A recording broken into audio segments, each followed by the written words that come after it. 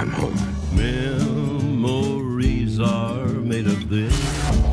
What is this place? I'm sorry to be the one to tell you this, but you got yourself killed. At RST, we rebuild the most important assets in the U.S. military.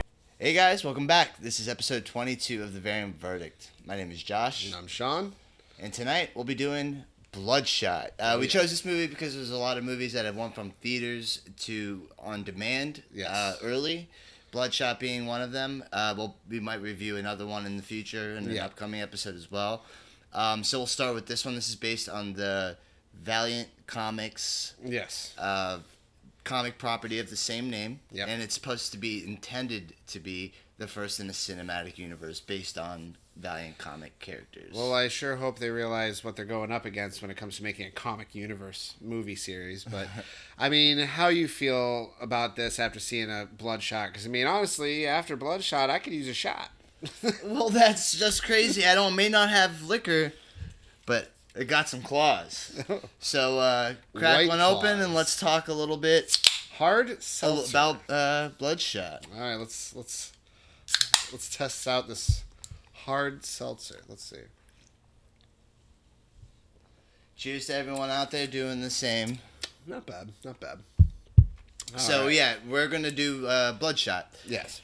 So this movie has Vin Diesel, obviously, as the titular character. Yep. Then you have Toby Kebbell, who plays the villain, and Guy Pearce, who's also kind of the villain. I would say the master Loosely, mind, the main villain. So let's start. I remember when we were watching the movie, one of the things that you mentioned was something about the trailer and like the story. Yeah, there's something about when it comes to movie trailers in general I have an issue with nowadays, but this movie in particular. Now, when you watch the trailer of the movie, it explains everything about the fucking movie. They all do now. Like, if you watch a trailer, you watch the movie. My thing with this is that the trailer in this movie explains that his memory keeps getting wiped, and he's going after target with a wiped memory. That should not have been explained in the trailer. Like, maybe it's what they felt needed to draw an audience. The movie spends a lot of setup getting to that point that you wonder why they would reveal it in the trailer, because it seems like it made a point to take a long time to reveal it in the movie. It would have made a much better twist not knowing that was about to happen, because in the beginning of this movie, obviously, the crew that revives him after his accident or whatever, you never really get an answer as to what initially happened to him. But you come across this crew and you actually think like they're on his side, and they did a good job of showing you that they are. Because, like, you immediately get a love interest from that crew and everything. So you actually feel like you actually might be on the good guy's side. But then you turn it around and you're not. And so they did a good job in the movie building that up. But the trailer killed that surprise, like, the twist of it all, before you even had a chance. See, like, I'm a little conflicted about Bloodshot because there's things I liked about it because there's so many reminiscent moments to the 90s, I felt like. Like the style of action thrillers that were coming out in the 90s. Almost like like Triple X era.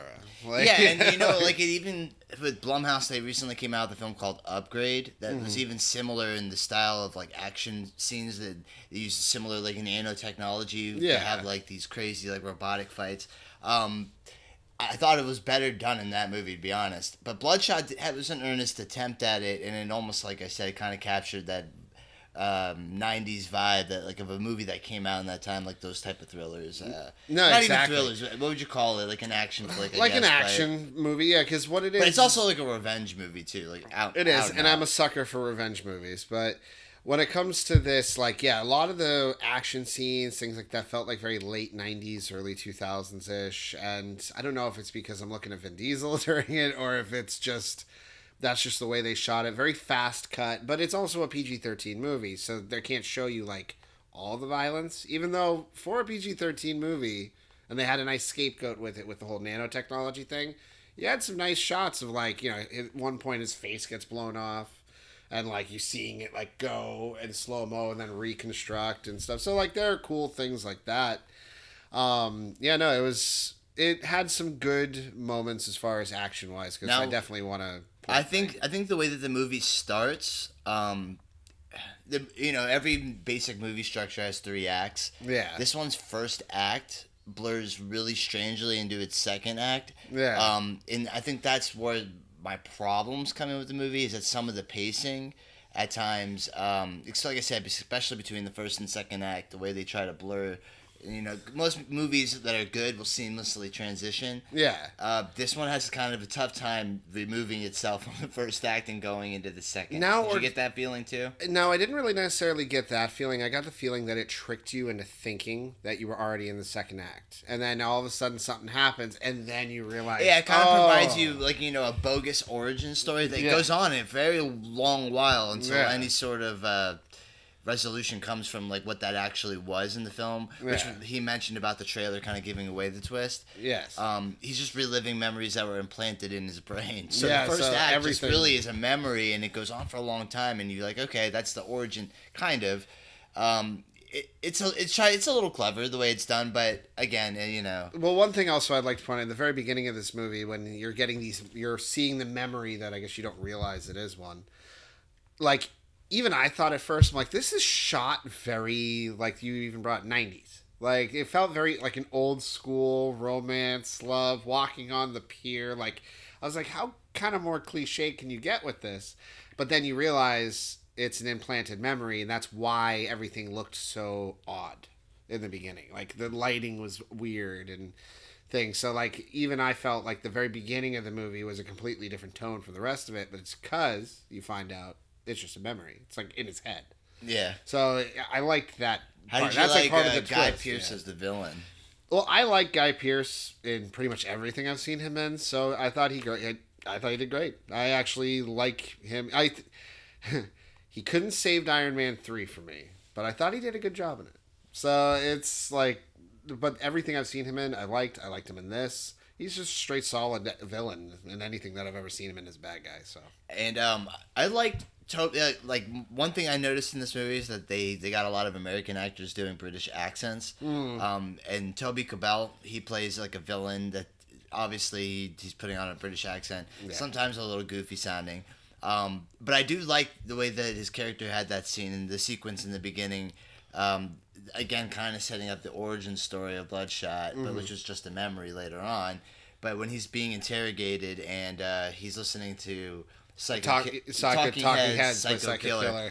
Yeah, and I was like, oh, that's a pretty cool scene. Like, you know, one thing I could say is the movie's just shot kind of competently. It's not like there's nothing about the directing that stood out. Yeah, well, there's not even the action sequences were very like it's a quick cut. Like a lot of the time where you're like, personally, like I like action scenes that have like a more lingering effect. Usually, I find it to be a little bit of a cheap way out when you film that way. Although there was one action segment way to film. There was one action segment in the movie, which is probably the best one, where they did slow down the pacing of all that, and you really just got to see the fight, and that's the elevator scene. Where, that was where pretty he's cool. Fighting like, you know, I guess you can say like two partners of his that aren't anymore, or ex-partners, and like, yeah, it's crazy. It's chaos. They're destroying this elevator shaft as they're going down it, and I actually had a lot of fun with that scene. And there's a whole moment where they're going down together, fighting as they're going, and that is the exact type of shot you would expect to be like, cut. No, they like slow-mo followed you through the whole moment, where in a way where a lot of the action is very cut. At least they took that moment. They're like, nope, we're going to let you watch this one. So that I liked.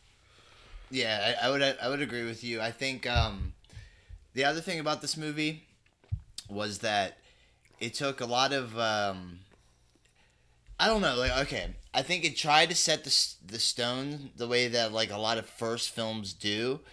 I guess the thing is it going to land with audiences? Do people know Valiant Comics enough for this movie to be the first movie? Is Vin Diesel a strong enough actor the way that Robert Downey was when he created the universe for Marvel and set that path in motion? Well, with that, I don't know. I just don't think this movie. I don't think it's gonna have that power. I don't know if Bloodshot's the best first character for a universe either. I'm not sure.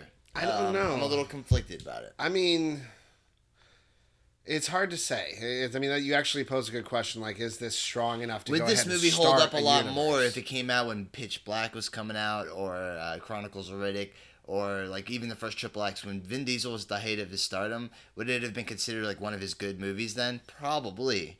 So it's hard to say because I think people give him a little bit of a harsher My criticism argument now. is that with Triple X and everything coming out around that time, it would have just been another one of those movies if he came out with it then. But Yeah, but those movies did well in the box office. That They was the did. height of his career. Now I guess he's just known for the Fast franchise, but I don't think that franchise requires him to stretch his acting too much. I don't think even action-wise, he's usually just in a seat, tossed around. I think this one, I don't know if it's just I'm a little conflicted because I think they did an earnestly good job with the character of Bloodshot being someone no one's really heard of and turning him into something interesting. which you're gonna grip me a lot more if I honestly don't know the character and you're explaining it to me than if, say, like it's a Wolverine movie. Like, I'm gonna be a lot more like scrutinizing over something like that, a character I know versus one I don't. Which is why I think Guardians of the Galaxy actually did so good, is because nobody did know them that well. Nobody could compare them to what they knew. I feel like and grew when up you watch with. this movie, you can feel like the person who made it maybe did have enjoyed the comic book, and maybe he was trying to be faithful to it. I just wish I was a better judge of that. Yeah, see, I don't know the comic at all. So, like, his little tech partner there that he comes back with at the end, is he a part of the comic series? I have no idea. I'm going to assume that he is. I'm going to assume he's his little, microchip to Punisher kind of thing where he's in the back doing all the computer stuff. But In some of this, I think they did some pretty cool concepts with the whole nanites, regeneration healing. Yeah. Which, I mean, let's be honest, the idea has been used in almost every comic It's book-based Wolverine. film. That's the thing, it's Wolverine. Or Deadpool, or anyone with regenerative powers. yeah, exactly. So, like, no matter what you do to him, he's just going to come back. So it's Wolverine / Deadpool power, except he doesn't have claws or the comedy of Deadpool. So it's like, that's pretty much Bloodshot in a nutshell. Yeah, exactly. Yeah. But yeah, I mean, otherwise I would say before we go, is there anything that you would say is like a favorite scene for you, or anything that stuck out to you? I think the scene that stuck out for me is like it's like the Rambo moment of this movie is when, in the beginning of the film, when he realizes, or he wakes up for the first time after he realizes he's been injected with memories, he forgets who he was and so forth. Vin Diesel's character, Bloodshot, he decides to go to Budapest to track down Toby Cabal's villain character, the one who killed his wife in the interrogation scene, and him. Yeah. Apparently. And when he goes there, they have this like strobe light, like red flashing, like fucking flower powder going everywhere. And it was one of these like action sequences that's just done in this slow motion effect, and just really trying to showcase like the flipping and the clotheslines. And the thing to me, it just reminded me of its Rambo moment. They flip over a flower truck, so it's like snowing pretty much. Yeah. It looks like it's snow on the And floor. I think the director was trying to be cute with the idea that, like, with the lights off, the strobe, and the powder flying everywhere, to make the scenes look cooler. It kind of did. It's just like, it kind of did. Well, you know those Jackie Chan, how they got like the little powder on them, so they take those hits and you see the powder puff out and stuff. Yeah. It's that like times 100. So it's great. So I guess that's my favorite scene. It's the one that stuck out to me the most. And to me, it's the one I already mentioned before. I'd say for sure is the elevator scene. Because, I mean, like, that was, like I said, it's the first time that the pacing of the action actually took a moment to let you, like, really watch it. You had slow-mo bits, things like that were yeah, good. I think it was a really good scene. So, sure. no, like, that was the most destructive, like, you're kind of going, like, holy shit, that kind of part of the scene. So, I would say the elevator fight. So, yeah. But, all right. I would say that goes ahead and wraps up this, verdict here. But, I mean, would you give this a recommendation? I want to say yeah, because I heard recently that John Cena was announced to play the villain as an Exo Man of War, which is also based on Valiant Comics, which would be set in the same universe. So now I want to see John Cena fucking alongside Bloodshot, because to me it's like an unfulfilled promise. I know it exists now. So yeah, I guess I kind of would recommend it, because as a comic book fan, it's a fun little movie.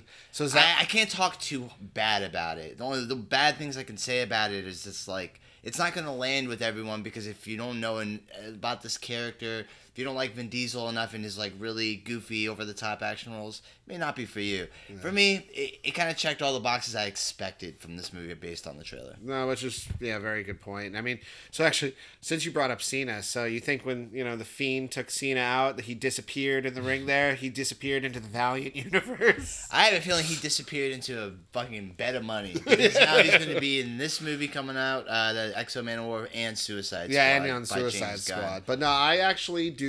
I would say I recommend this movie. It's not something I would say you're not going to go ahead and see like the best superhero movie ever. But when I walked into this movie, I was thinking it wasn't really going to be good. I was like kind of dragging my feet going into this. But no, I left rather surprisingly satisfied. Despite what critics say, this one's not awful. Yeah, any negative review, take it with a grain of salt. I mean, yeah, it's not good. It's not great. It's watchable. It's competent. It's an action film. Exactly. You get what you pay for when you get this movie. Yeah. But that'll wrap it up.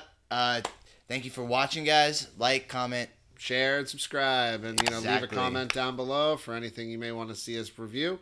And you have yourself a great night and be safe. Cheers. Thank you for watching, guys.